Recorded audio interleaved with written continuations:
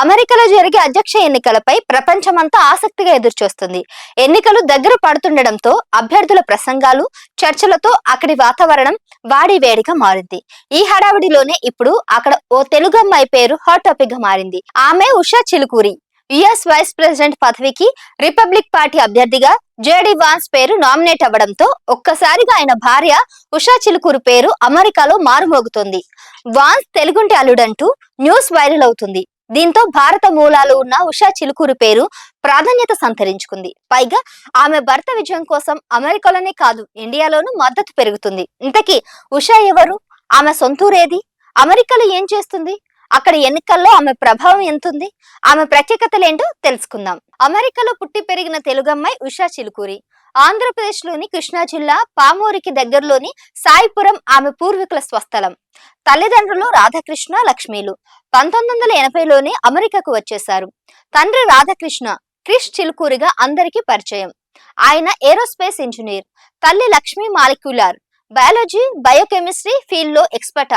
ప్రస్తుతం ఆమె శాండియాగో యూనివర్సిటీలో అడ్మినిస్ట్రేటివ్ గా ఉన్నారు. ఉషా శాండియాగో కాలిఫోర్నియాలోనే పెరిగారు. చిన్నప్పటి నుంచే ఉషాలో లీడర్షిప్ క్వాలిటీస్ ఎక్కువ. ఆమె పుస్తకాల పురుగు. ఇంటర్ తర్వాత ఆమె ఎల్ లా స్కూల్లో లా చేశారు. అక్కడే జేడీ వాన్స్ తో పరిచయం ఏర్పడింది. అప్పట్లో వారిద్దరూ కలిసి social decline in white America అనే టాపిక్ పైన ఓ సమావేశాన్ని ఏర్పాటు చేశారు. అప్పుడే వారి స్నేహం బలపడింది. అది కాస్త ప్రేమగా మారింది. దీంతో 2014లో హిందూ పద్ధతిలో వాన్స్ ఉషా పెళ్లి చేసుకున్నారు.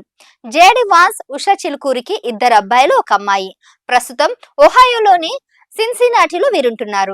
ఎల్ యూనివర్సిటీ నుంచి హిస్టరీలో BA, ఆపై లా పట్టా అందుకున్నారు ఉషా. కేంబ్రిడ్జ్ యూనివర్సిటీలో మోడర్న్ హిస్టరీలో ఎంఫిల్ పూర్తి చేసింది. ఆ తర్వాత ఆమె కొన్నాళ్లు కార్పొరేట్ లాయర్ గా, లిటిగేటర్ గా పనిచేశారు.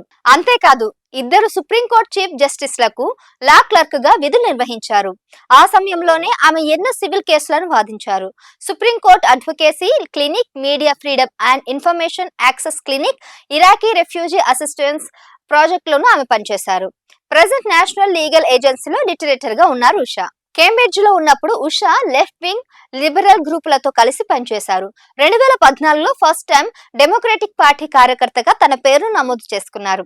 అయితే ఆ తర్వాత 2018లో ఒహాయో నుంచి ఓటింగ్ కోసం రిపబ్లికన్ పార్టీలో రిజిస్టర్ అయ్యారు.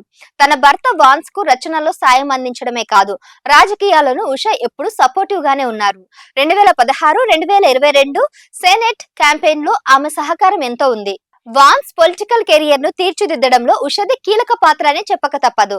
2022లోను ఒహాయో సెనేటర్ గా వాన్స్ ఎన్నికవడంలో ఆమె కీ రోల్ పోషించారు. ఆ సమయంలో ఎన్నికల ప్రచార బాధ్యతల్ని ఆమె తన భుజాన వేసుకున్నారు. ఆ సమయంలో వాన్స్ పై వచ్చిన విమర్శలకు ధీటుగా తిప్పికొట్టారు. అందుకే వాన్స్ తాజాగా అమెరికాలో జరిగిన ఓ చర్చా వేదిక మీద ఎల్ స్పిరిట్ గైడ్ అంటూ తన భార్యను ఉద్వేగంతో ఇంట్రడ్యూస్ చేశారు. దీంతో ఉషా పేరు వరల్డ్ వైడ్ గా మారుమోగుతుంది. మరి ఈ ఎన్నికల్లో ట్రంప్ గెలిస్తే అమెరికా సెకండ్ లేడీగా ఉషా చిలుకూరి హిస్టరీ క్రియేట్ చేయడం ఖాయం. మరి మన తెలుగుంటి అల్లుడి కూతురికి మనం కూడా ఆల్ ది బెస్ట్ చెప్దాం.